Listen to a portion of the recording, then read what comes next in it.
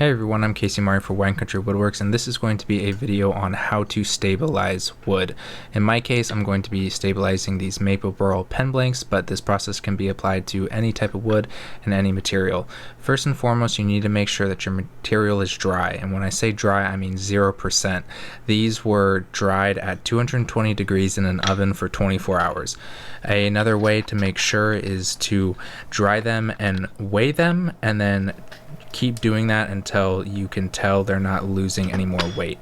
That's a cast iron floor drain that I use as a weight, and then a smaller one that I use for a different chamber, and then I also use scuba weights a lot. Scuba weights are great for my mason jar chambers, and maybe you have, but it's kind of fun to see a 5-gallon bucket full of cactus juice if you haven't seen it before.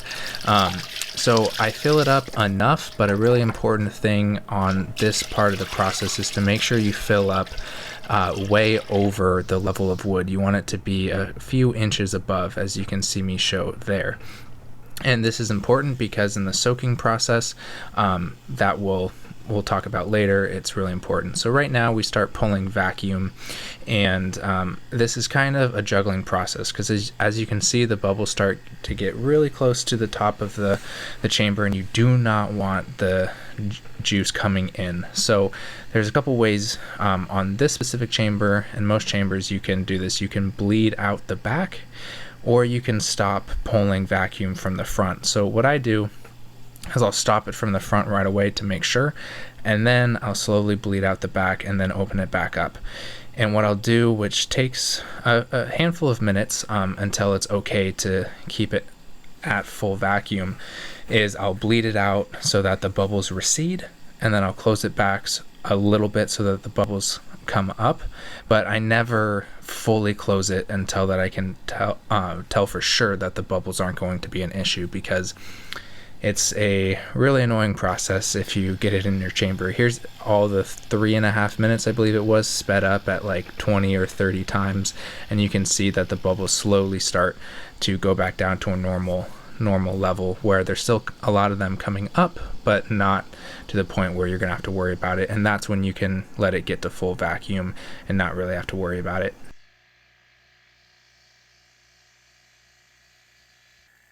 So this is a shot after about 4 or 5 hours, and there was really no more bubbles coming up other than those really small bubbles and occasional big ones that I know were just from air trapped.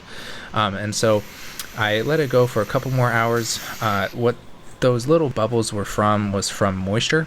So in theory, I could have probably dried this wood for another day or two, but it was pretty bone dry to the point where it's probably 95% stabilized, and you can see how much that resin went down. I showed you guys the before, right after, and then it went down probably about 2 inches. You can see the line I just pointed to. It really soaked it up. So at this point, I take them all out so that they can drip dry. You want, depending on what you're doing, pretty much any type of material, in my opinion, especially with live edge though, you want it to drip dry as much as possible so that when you cure them, you don't have a big mess to clean up.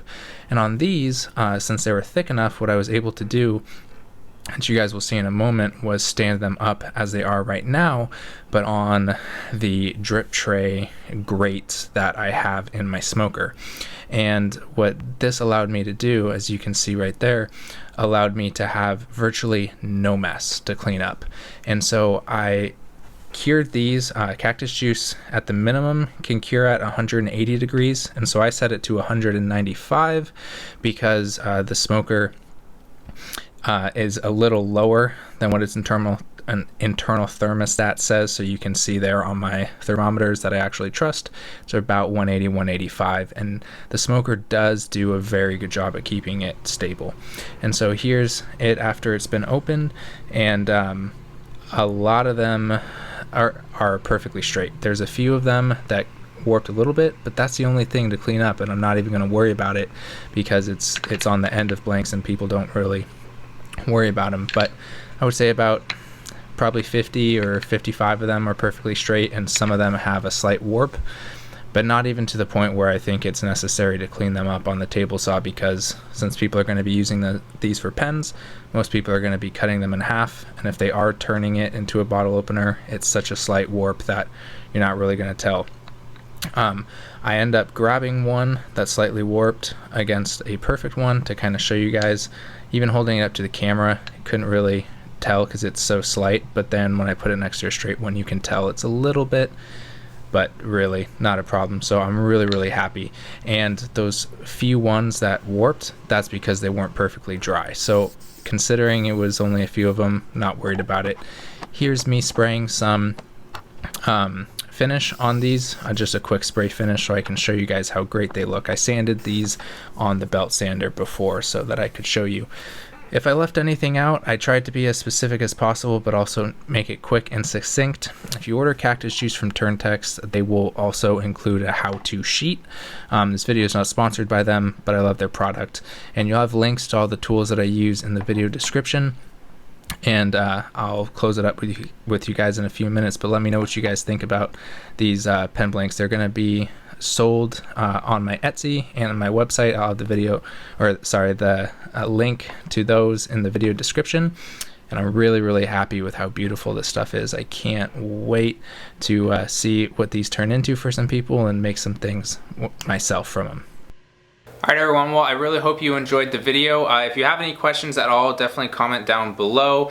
That way if somebody else has a similar question or something like that, and they can see it down there. So thank you guys so much for sticking with me. As I mentioned, I will be selling these. The link will be in the video description on where I'm selling them.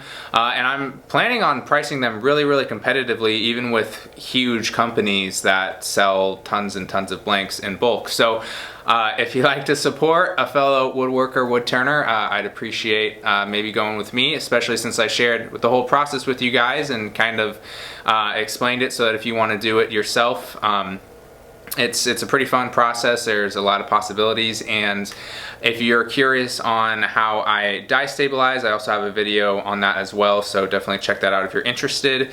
And thank you guys so much for sticking with me. If you liked the video, give it a thumbs up. That helps a lot. If you're subscribed, thank you so much. I really appreciate it. And if you're not and feel like subscribing and sticking around, do that as well. I'd really appreciate it. And for any of you who are going to subscribe or maybe haven't subscribed, if you would like to be notified whenever I upload a video, there's a little bell button right next to the subscribe button, and if you want to be notified every time I upload, that'll make it happen. So anyway, enough rambling from me. Thank you guys so much for watching, and I'll see you in the next one.